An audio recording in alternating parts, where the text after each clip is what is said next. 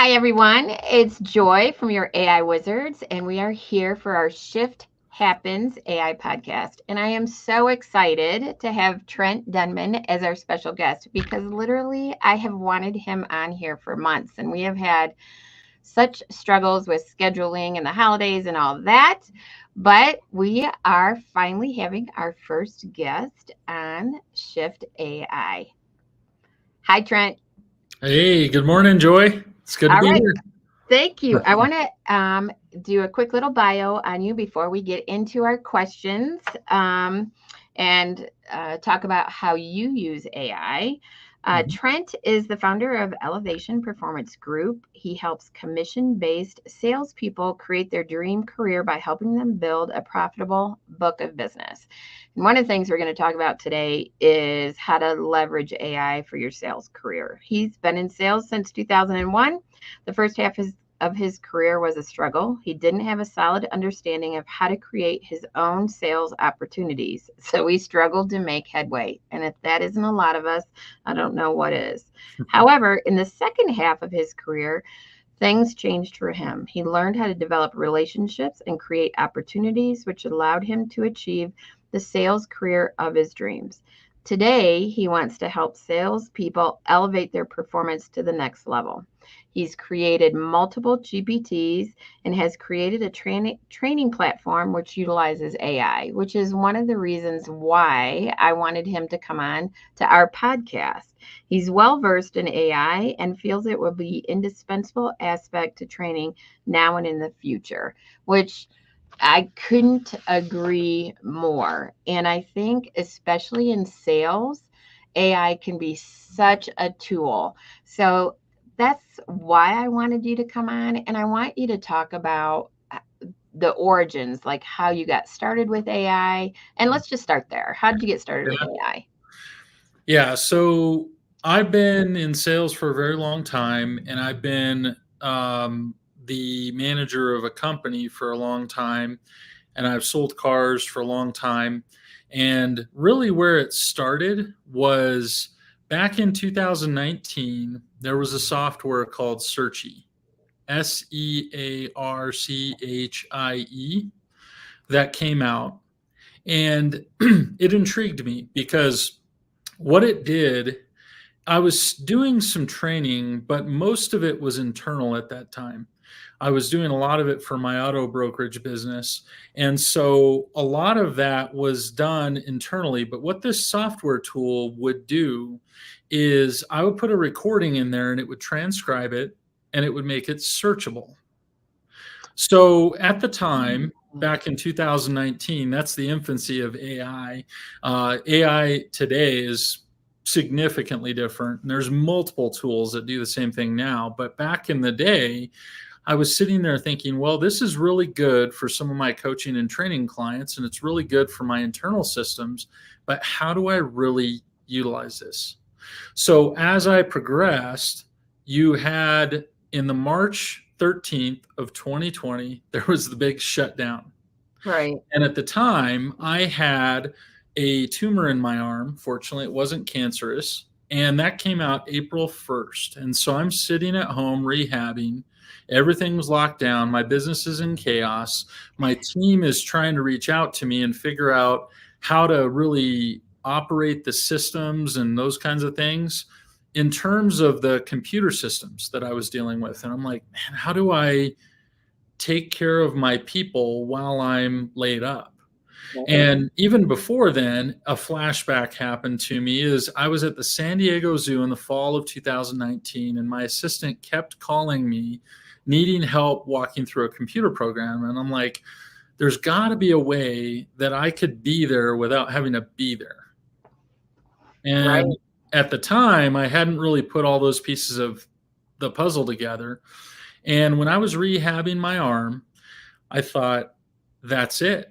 That's exactly what I can use this tool for. So, what I did is I created a playbook online. And what I would do is I would take, because what I find is a lot of small business owners, they know their systems like the back of their hand. But the problem is the second they bring one employee in, everything completely starts over, because now it's like, well, I don't really have time to train the employee because I brought him in so that I could free up my time. Right. And then they're like, well, I need to take the time to train my employee because I can't not have a trained employee. And so what I did is I built this playbook, and I documented all of the processes for my entire office. I said, okay, here's what I do in this computer program. Here's how we set appointments. Here's how I do everything. I did tutorials for Outlook. I did tutorials for all the softwares that we used, and they were recorded and searchable, and they were queued up in this platform. I have the trademark for Replitrain, and that's what I called it. It was Replitrain. So I own Replitrain.com. I have a trademark filed for that. And Replitrain was really, how can I replicate myself and train my people? That's really kind of the origin of that. And so that was the original platform. So I would use Searchy to do that.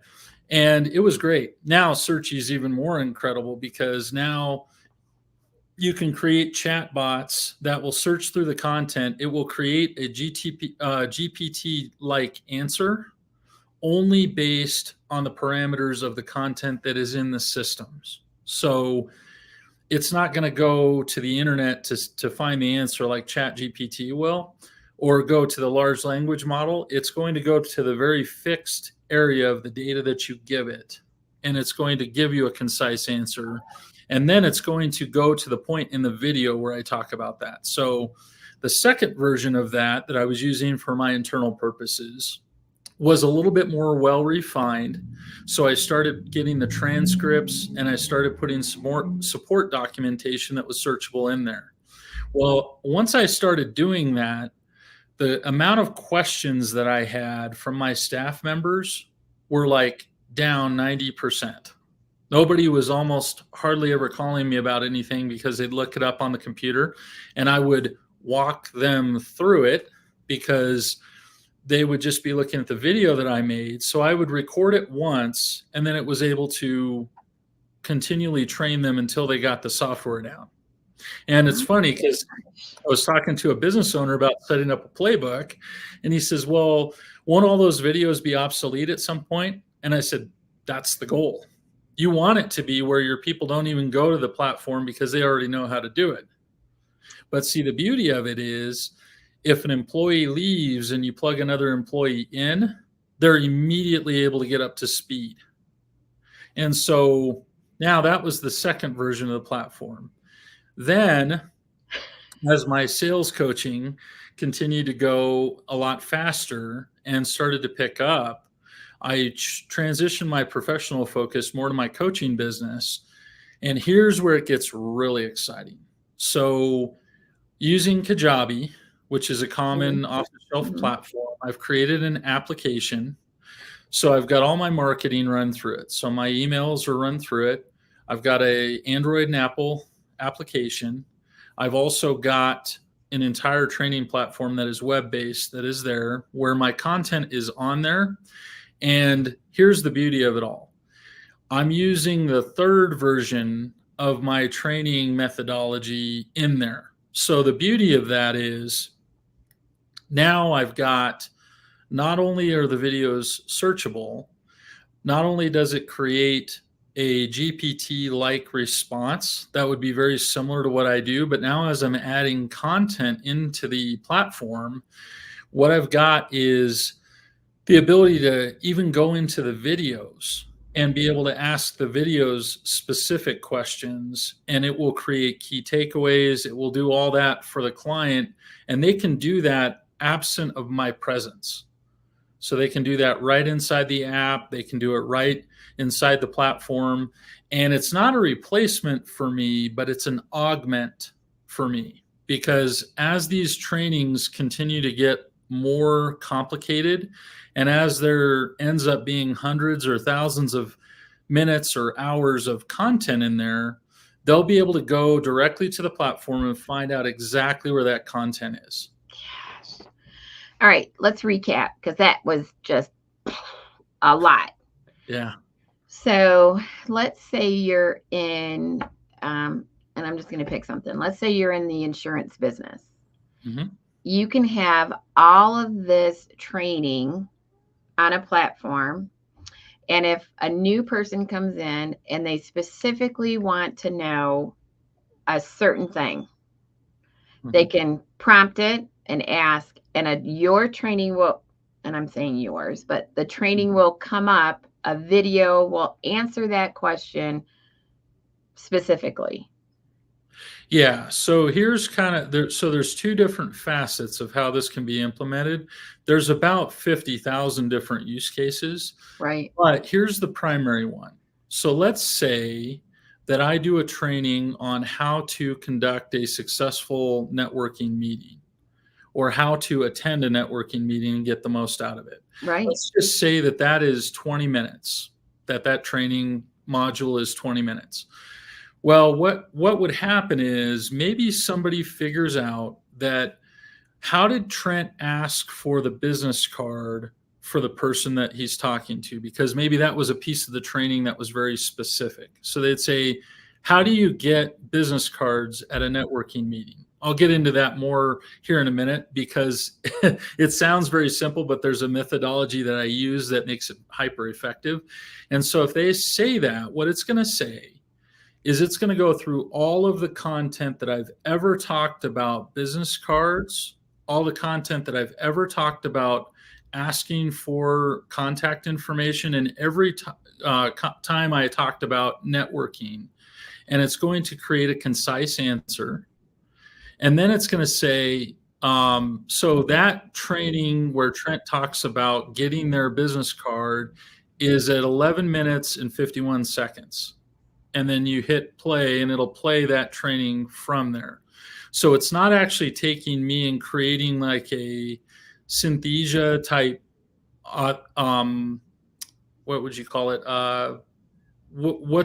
Synthetic. It's not creating a synthetic video, but what it's doing is it's doing it from an editorial standpoint. It would be like if you walked into a library and the librarian said, you asked the librarian a question and said, hey, how do you do chemistry? Specifically, 11th grade advanced placement chemistry. And that librarian would say, what you're looking for is the book that is in aisle B1, the second shelf in, or the second shelf in and the third shelf down. And it's here, and it's a blue book called Advanced Biochemistry. And then it will direct you right to that point. And so it will go for context to create the answer. And what I was doing when I was testing this is I was saying, okay, how close is this? So what I would do is I would take a question that a client would ask me, and I would write my answer out. And then I would ask the chatbot the same question, and I held the two up together, and I'm like, wow, that's pretty close. That sounds like something I would say. Right. Now that is synthetic because it's basically combining the two things. But because I put the parameters in a very specific frame, it's going to only go for that type of information. Now, the other aspect of which I use is if a business owner, like let's just take that insurance agency. Let's say that an insurance broker hires me and says, okay, well, there's two things that we need help with. One is getting employees up to speed, training them on our internal processes and procedures. So we would create a playbook for them. That wouldn't necessarily need to be in the app, even though it could be. But that playbook would be on their systems and they'd be able to access it and plug people in and unplug people. And then in terms of a custom sales training aspect of, okay, now how do we fill the agency? How do we fill the brokerage with sales opportunities? That's where the training platform would come in. Right. And the problem that I've noticed when I was building this was I've had so many trainings that I've attended. I love trainings. I don't know if there's ever a sales training I didn't like. I'm a training guy.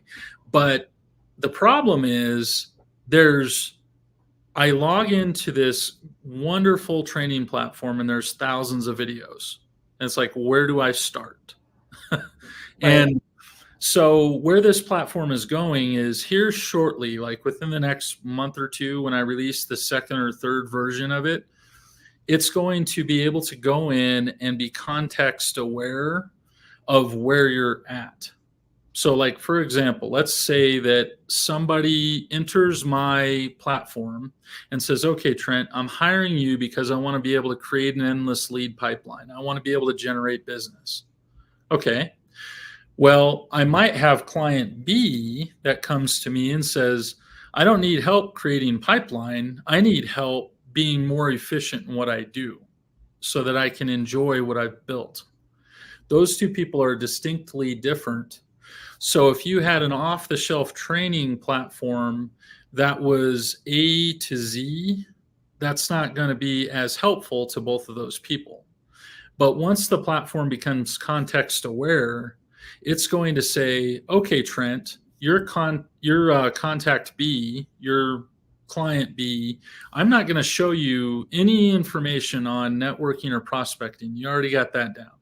What I'm going to be talking about is quality of life issues. How do you reorganize your schedule? How do you use AI to become more efficient? How do you do these things to be more on the work-life integration end of things? And then you've got both clients enters through the same front door, but then they're directed into different directions. Wow. And so that is going to be next level, because the other thing that you're going to look at is there's a difference between somebody who sells solar and makes $75,000 a year and somebody who sells high-end B2B sales that are specifically for higher-end decision makers that make $250,000 a year. So I'll be able to partition the content that they see based on where they're at in their journey. And that becomes very important, because then it enhances the customization for the client. And so here's the other thing that I look at. So the way that the currency of the future, especially with AI, I do believe that there is a lot of benefit to generative AI, but I think the editorial and augment of AI is much more powerful.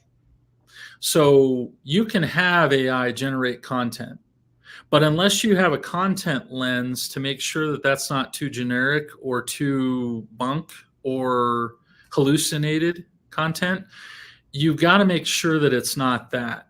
So you have to be able to have a human go through it, make sure that it's contextually proper. Now, it's good for jogging memory. So like when I'm writing a piece of content, if I need to jog my memory or I need to really brainstorm, AI is excellent for that. So I use ChatGPT for that all the time. Generate images, generate some content, but I have to edit it. But when it comes to editorial, here's where it gets really exciting.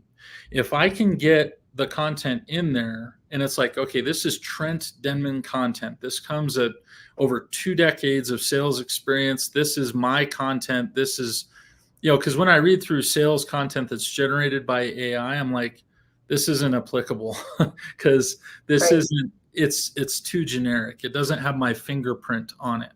And so when I have my fingerprint on it, it's really, really helpful.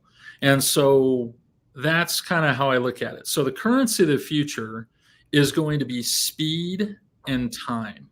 Those are the two things that people are going to need the most of in the future. So when it comes to content, what I want is the ability to get them the answer as fast as they can and be able to implement it as quickly as possible, because that is so important. People need to get the answer and be able to go. Right. And the reason why I created the app is because if people liked my social media content, but they didn't want the algorithm, they didn't want the ads, they didn't want the cat videos, the pure test stuff is in my platform. And it's all my public facing content, and my clients can follow me there, and anything I post, they see. So everybody who allows notifications, everybody who logs into the platform gets me to the extent that they want to. So I think that that's the future. Now, The way I look at it in terms of speed and time is back in the day, you would have a television program. So you'd have TGIF. That was one of my favorite nights every Friday. I loved it. I would watch my shows, but that was challenging because you had to be proximity based. You had to be in front of a TV at a particular time. It was very synchronous. So you had to wait for Friday night. You had to watch commercials. You had to be able to go through and consume the content. And if you missed it, you missed it. Well, then you had TiVo, which was, or DVRs in general, which was, okay, well, now it's semi-synchronous. I don't have to be there every Friday night, but I have to wait for Friday night to get there. And the commercials are still there, but I can at least fast forward through them. Okay, then you had Netflix, Hulu streaming. No commercials. You could go right to the whole season of the show that you want to watch, and you can binge watch. So it's completely asynchronous. So the challenge was, getting back to my original example, before COVID, my team was fully synchronous. You had to be at the meeting, and we had to figure out, and if somebody had a question, I had to answer it. Well, semi-synchronous is I could create a video on how to do that, and I could send it to you, and you could watch it, and it would work. But entirely asynchronous, which is the future, is I have a question. I want to ask it to you right now. It's 9 p.m. at night. I'm going through the training material, and I want to be able to get this question answered. It gives you an answer that could potentially satiate the question, and it will give you context based on the videos. And then based on where you're at in your journey, it will feed and deliver the relevant content to help you grow faster, because it's so hard to be able to go over to a bookshelf, pick up a book, and figure out what page, what chapter. I mean, I've read the book 5 times. There's a lot of books out there that are great, but it's like having that all curated so that when you put it in, it takes you right to that point. You can get your answer, and then you can get off. And that's really the big thing of the app is, if my clients wanted to go on there and get 5 or 10 minutes with me to ask me a question or to consume some content, they could get their answer, they could get a golden nugget, and then they could go out and apply it. And then by the time we get to our next coaching session a week or 2 later, the advancement in their general knowledge and their application is just a 4 or 5x. I mean, it's just a multiple fold return, because now we're running those feedback loops continuously, and it's instant. I just think that is absolutely amazing for the AI use in training for every business, because everybody has onboarding, huge time suck. And the training has to catch up with the technology. And it hasn't. I mean, I do training all the time too, and it just hasn't. And having this opportunity, because I remember when I got my master's degree, I was a 40-year-old mother of 2 that worked full time, and I had 2 kids under 5. Dumb to do that. It killed me. This is when I studied from 5 in the morning to 7. That's it. That's all the time I had, was 5 in the morning to 7. Took me a long time to get it, but the rest of my day was booked. Of course, on Saturday and Sundays, I studied as well. To this day, I wake up at 5 because that's how disciplined I had to be. But this takes training 24/7. It doesn't, it's whenever you have a question, and that's so powerful. I mean, such an advantage, such a time saver. And it's right here. It's amazing. I know. You don't have to have a CD player. You don't have to have a DVD player. You don't have to be in front of a computer. You pop out your phone, you get what you need, you go. Now, I'm still early stages in this. I still have a lot of iteration to continue to level it up. By this year, it's going to be, I mean, I'm working on, I've already created GPTs to this effect, and I'm waiting for Apple to release their AI for their phones, because what I have a feeling is coming next, like eminently, is on device AI. Yeah, And totally. so when it goes to on device, here's the cool part. I could take a plugin for my app, or I could provide a client with that, or I could figure out a way to get it to the client so they could use it, where you could run sales training scenarios.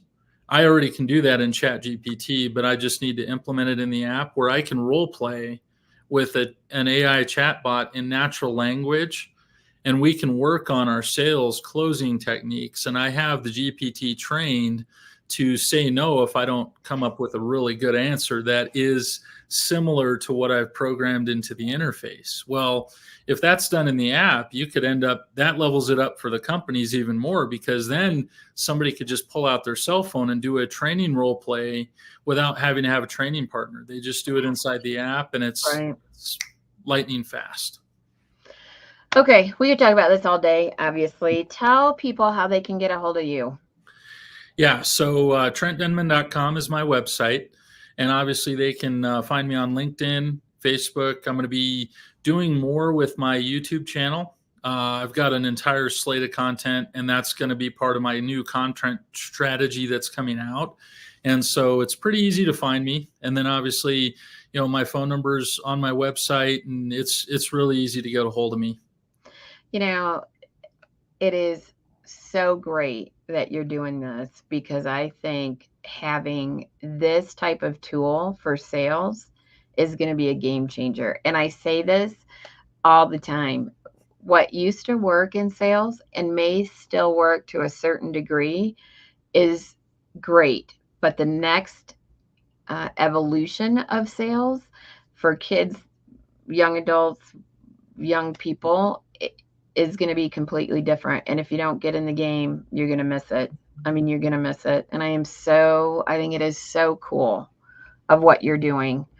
I'm just thrilled that you came. We're obviously going to have you again and again as your tools develop, and you expose the community to this type of application of AI, because what a game changer it is and going to be. Yep. Yeah. And the two things that I'll leave you with is the future of sales belongs to salespeople that are capable of creating their own sales opportunities, generating their own leads. Now, you're in digital marketing, so obviously you're very good at that side of it. You can do outbound, you can do inbound, but either way, general advertising or old mail or those things that are old style techniques are rapidly evolving in the world of do not call lists and difficult to email people and the canned spam act and all that stuff. It's going to come down to relationships. And this is the final thing. No matter how advanced the AI gets, what we all must remember is that we are in the people business. And not only that, but that there is a human on the other end of all of that AI.